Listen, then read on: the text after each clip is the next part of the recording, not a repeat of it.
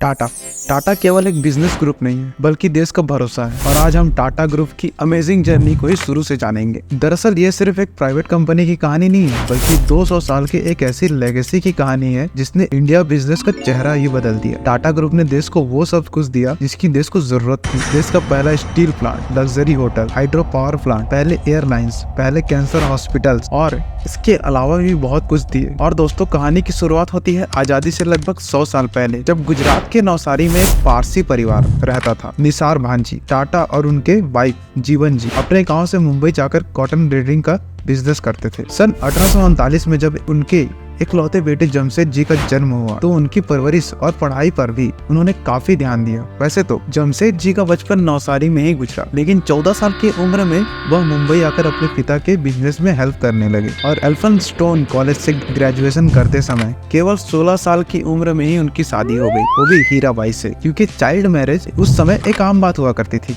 सन 1858 में जब जमशेदपुर 19 साल के थे, हमारा देश अंग्रेजों का गुलाम था। उसी समय अमेरिका कॉटन का सबसे बड़ा प्रोड्यूसर देश था और अंग्रेज ज्यादातर कॉटन अमेरिका से ही इंपोर्ट किया करते थे। लेकिन इस दौरान अमेरिका में सिविल वॉर शुरू हो गई और वहां से कॉटन की सप्लाई बंद हो गई, जिसका असर यह हुआ कि इंडिया में कपास की डिमांड कई गुना बढ़ गई। और जमशेद जी अपने पिता के साथ कॉटन ट्रेडिंग के बिजनेस में पूरी तरीके से उतर चुके थे। पिता बिजनेस में नई टेक्नोलॉजी को काफी जरूरी मानते थे, इसलिए टेक्सटाइल इंडस्ट्री को समझने के लिए जमशेद जी को दुनिया के कई अलग अलग देश में भेजा करते थे। और जिसका नतीजा यह हुआ कि जमशेद जी ने यूरोप, जापान, चीन और यूनाइटेड स्टेट्स में भी अपने ब्रांचेस शुरू किए। लेकिन गौर करने वाली बात यह थी कि अभी भी हवाई जहाज और टेलीफोन की शुरुआत नहीं हुई थी। और जब एक बार जमशेद जी बिजनेस एक्सपेंशन के सिलसिले में हांगकांग के दौरे पर थे, तब उनकी आंखें खाली होने महसूस हुआ। दुनिया हमसे काफी आगे है और देश को अगर दुनिया की बराबरी करनी है तो इंफ्रास्ट्रक्चर,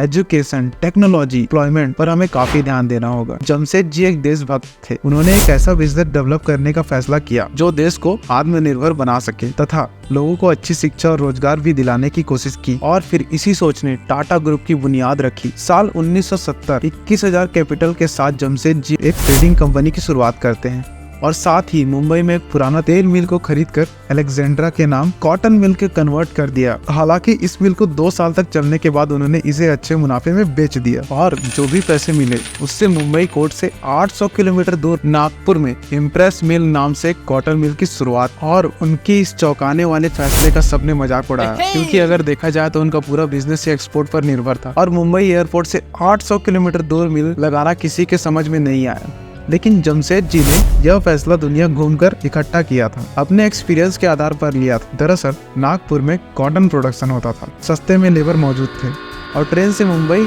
एयरपोर्ट की कनेक्टिविटी बहुत आसान थी। और इसका फायदा ये हुआ कि सैकड़ों लोगों को रोजगार मिला और टाटा ग्रुप फेमस होने लगा। एक तरफ जहां अंग्रेजी हुकूमत हम भारतीयों को नौकर समझती थी और हमारे मजदूर दिन रात जानवरों की तरह काम करते थे, वहीं जमशेद जी ने एम्प्लॉयज वेलफेयर के बड़े में सोचना शुरू किया और प्रोविडेंट फंड की शुरुआत की। यहाँ तक कि फैक्ट्री की कंडीशन को सुधारने के लिए नौकरी का समय 8 घंटा कर दिया गया, सुरक्षा का उपकरण लगाया गया और बिना सैलरी कटौती के छुट्टियों की शुरुआत जमशेद जी ने किया था। दोस्तों, जमशेद जी के पास ऐसा दिमाग था जिसके बिना देश की तरक्की पॉसिबल ही नहीं, और उनका वो सपना था एक आयरन और स्टील कंपनी का स्थापना करना। देश की इंफ्रास्ट्रक्चर को मजबूत हो सके ऐसा एक वर्ल्ड क्लास होटल की शुरुआत करें, क्योंकि उन दिनों इंडियन को यूरोपियन होटल में एंट्री नहीं मिलती थी। और एक वर्ल्ड क्लास एजुकेशन इंस्टीट्यूट और एक हाइड्रो इलेक्ट्रिक पावर प्लांट जिससे हमारी इंडस्ट्रीज का तेजी से विकास हो। और इनके इस ड्रीम को पूरा करने के लिए उनके दोनों बेटे दरवा जी टाटा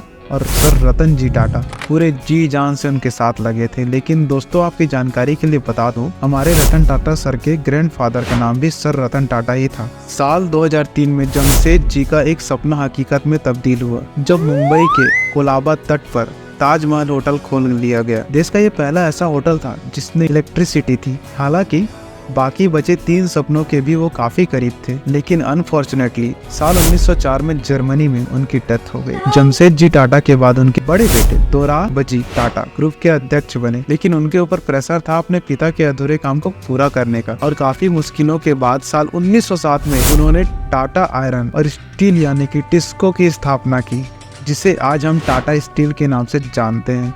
और आपको जानकर हैरानी होगी कि आज का जमशेदपुर, जिसे हम टाटा नगर के नाम से भी जानते हैं, उसे टिस्को अप्लायंस के लिए साक्षी सिटी के नाम से दोराब जी ने ही बसाया था। दोस्तों, अब समय आ गया है कि उन दो सपनों को भी पूरा किया जाए जिसे दोराब जी टाटा ने सन 1909 में इंडियन इंस्टीट्यूट ऑफ साइंस और सन 1911 में टाटा पावर की नींव रखकर पूरा कर दिया। टाटा जी को गेम्स में भी काफी इंटरेस्ट था। भारतीय खेलों को प्रमोट करने के लिए इंडियन ओलंपिक मूवमेंट की शुरुआत भी उन्होंने ही की थी। आगे चलकर जब भारतीय ओलंपिक संघ बनाया गया तो सर दोराब जी टाटा उसके पहले अध्यक्ष बनाए गए थे। जो राम जी टाटा की शादी मेहरबान से हुई थी, जो फेमस साइंटिस्ट डॉक्टर होमी के रिलेटिव थी, लेकिन दुर्भाग्य से दुर्गा जी का कोई संतान नहीं हुई और उन्होंने अपनी सारी प्रॉपर्टी ट्रस्ट बनाकर चैरिटी के लिए दान कर दिया, जिसे आज हम दोराब जी टाटा ट्रस्ट के नाम से जानते हैं। उनकी वाइफ मेहर भाई की कैंसर से मौत हुई, जिसके बाद दोराब जी ने स्पेशली कैंसर में रिसर्च के लिए लेडी टाटा मेमोरियल ट्रस्ट भी शुरू किया और एक साल के भीतर ही 1932 में उनकी भी डेथ हो गई। टाटा ट्रस्ट ने डॉक्टर बाबा एटॉमिक रिसर्च प्रोग्राम को भी काफी सपोर्ट किया था और आज इंडिया के सभी वर्ल्ड क्लास टेक्निकल इंस्टीट्यूट को एस्टेब्लिश करने और उनके प्रमोशन में इस ट्रस्ट का मेजर रोल है। छोटे भाई सर रतन टाटा का बिजनेस से ज्यादा सोशल एक्टिविस्ट में इंटरेस्ट था और उन्होंने देश की आजादी के लिए गोपाल कृष्ण गोखले और महात्मा गांधी की भी आर्थिक रूप से मदद की थी।